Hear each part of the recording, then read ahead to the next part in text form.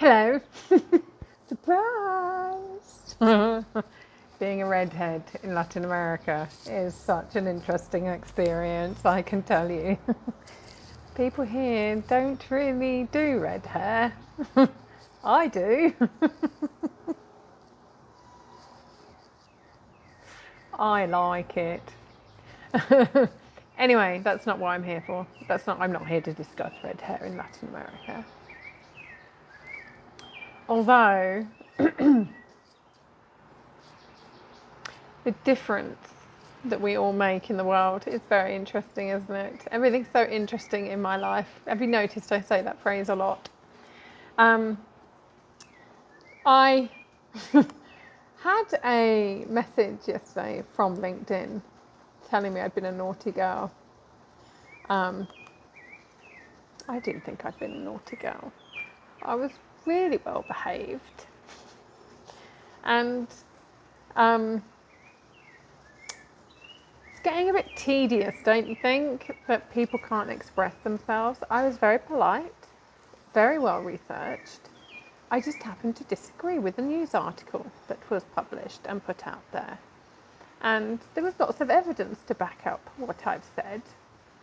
But unfortunately, going against a mainstream narrative is not it's not acceptable, is it? And that's the thing with being an activist, you see. Not just being a redhead in Latin America with your fire, but you have to challenge these things, right? It's just like if you want to innovate, if you want to break through your comfort zones, you actually have to push back. You have to break through those comfort zones and you actually have to challenge yourself. The only way our children learn is by challenging themselves or being challenged. The only way we stop bullies in school is by challenging them.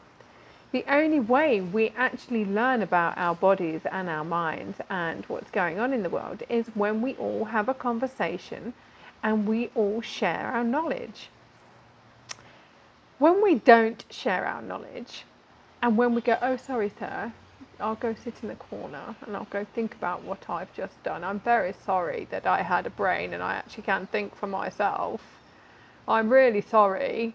Shall I just be quiet and put a nappy on my face, should I? And then have lots of toothpaste with fluoride in it and actually become the fluoride staring person who then ends up with Alzheimer's and dementia because I've got so much fluoride in my brain that all my neurotransmitters in my brain have been fried.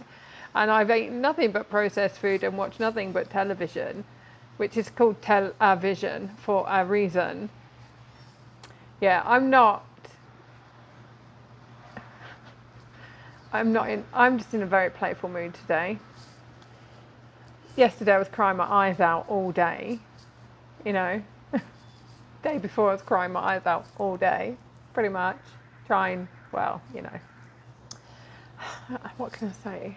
I'm just an emotional woman. There's lots going on. You know, bodies are changing, new books are coming out, new podcasts are being migrated from one platform for another, and, you know, and children are telling me they're leaving home, and I'm like, what? What do you mean you're leaving home? I'm the one that left home. You're not supposed to leave home. You're supposed to be there. So, yes. You know, people take themselves far too seriously as well. People like to get stuck in ego as well. And that's the thing. When you're an activist, you're one of these people that always wants to learn. Like, if you're a proper activist anyway, and I'm English, so there's going to be the word proper in there. It's like a proper sideboard, or it's a proper sandwich, or it's a proper cup of tea. That we always say proper, and if you haven't realised that by now, then you know, what have you been doing? Goodness gracious. So I know that when I write and when I'm being quite playful, those who do not understand sarcasm and those who do not understand my sense of humour, those who do not know me very well, will probably take some offence to some of my posts. But you see, this is the thing why I've been encouraged to do these 30 days of videos. As I was saying, as a proper activist, one of the things we do is we're always doing our research. We're going, well, actually, that doesn't make sense. Because if that's true, then how can that be true? Oh, well, how did that come about? And what actually did go on there? Well, why is that person saying this and that person saying that? And why does that data say that? But that data says this. How did that person get from that to that? And then we get curious. Or you could say we get a bit nosy. And we go down the rabbit hole and have a cup of tea with Alice and the caterpillar. I like to do that on a regular basis. And we expand our mind, and when we find something out that challenges us, we can actually say, well, you know what? I can either be annoyed and offended that something has challenged me and taught me something new, or made me question, or has actually disagreed with me, and I can be grateful for that because I now have new knowledge. Or we can go, well, oh, that's just a load of rubbish. I'm not going to accept that. I've been programmed and conditioned to think this way, so I'm always going to be thinking this way because I don't know how to change my mind. I know how to change the channel on my telly if I can't find something that I'm watching, and I know how to scroll through my phone, but I don't know how to change my mind because the computer says no. So, yes, I'm in a very playful mood today. I'm slightly shocked by the colour of my hair, I will be honest. It's not the colour that it was supposed to be. But, hey, it's a surprise, right? It looks good, I reckon. It's quite shocking, but matches my nature.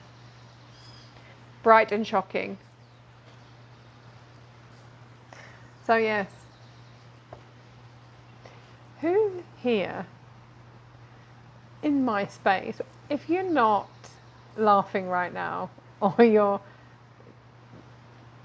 choosing to be offended by some of the things that I've said, why are you actually here in my space? I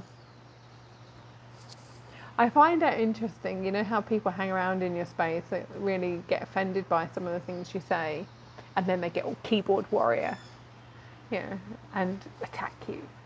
That happened to me quite a bit on Facebook, and or face fuckers, as I like to call it, or fake book, if I'm being polite. What's really cool about being an author who writes about certain subjects that most people like to just brush underneath the carpet and pretend it's not there, only to get their feet cut every time that they walk on that said carpet. I now say to people, well, you know what, you can think what you like about me, but if you go read this book, that will tell you a bit more about me, and that will tell you why I am the way that I am. And so if you'd like to know a bit more about me and why I am the way I am and why I think the way I think and the things that I've studied over the years, then you're very welcome to go and read my books. And, you know, there's quite a few of them out there now. One of my friends, I'm challenging myself to read 3 books a week. I'm like, only 3 books a week? What's wrong with you? Why are you only reading 3 books a week? Not really. Some people only read 3 books a year. I'm absolutely astounded at that. Like, really? Only 3 books a year? Like, why are people only reading 3 books a year? And they go, oh, but I'm really tired. Oh, I don't have time. Oh, but I watched this episode of such and such on Netflix last night. And then, oh my God, it was so interesting. I watched 4 hours of it. Oh, and you really don't have time to educate yourself. Okay.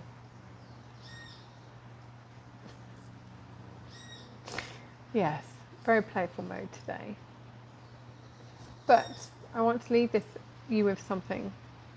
Again, I've been very playful and probably a little bit naughty today, because I've been told by several women that there's the photograph of me on my website with just the eyes where I'm on a beach in England. My friend Jay took the photo of me, and it was really cold. It was like it was an October day, end of October. And like we were up north, love. We're up north in England, like,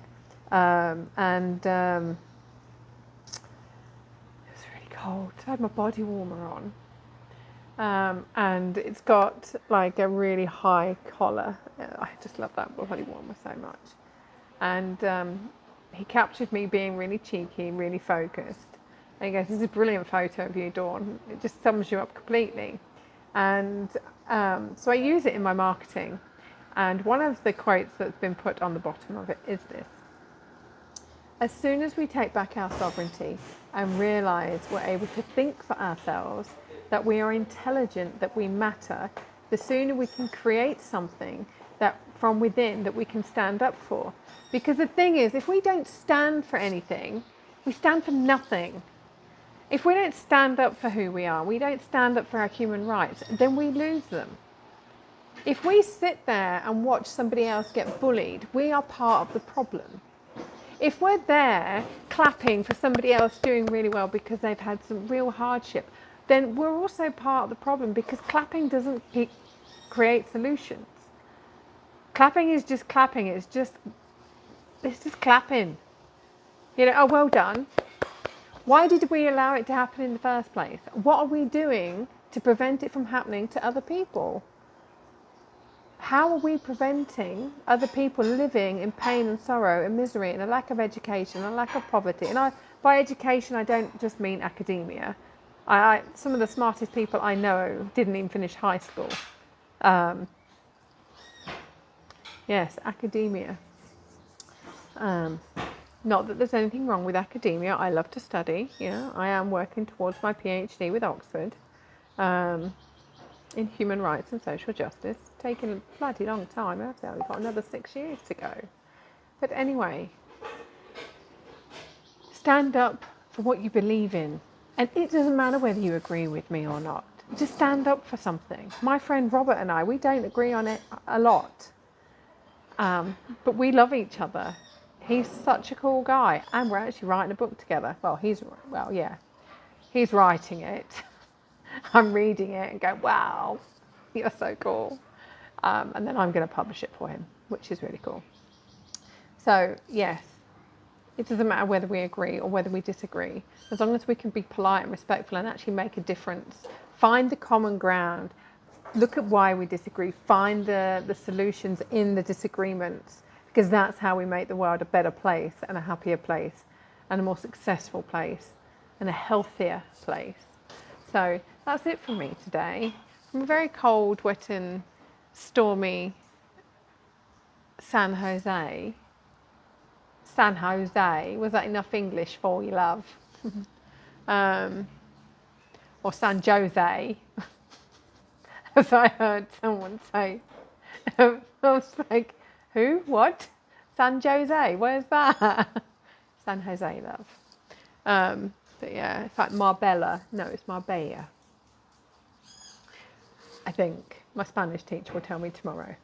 Anyway, have a really lovely day, whatever you're doing, wherever you are.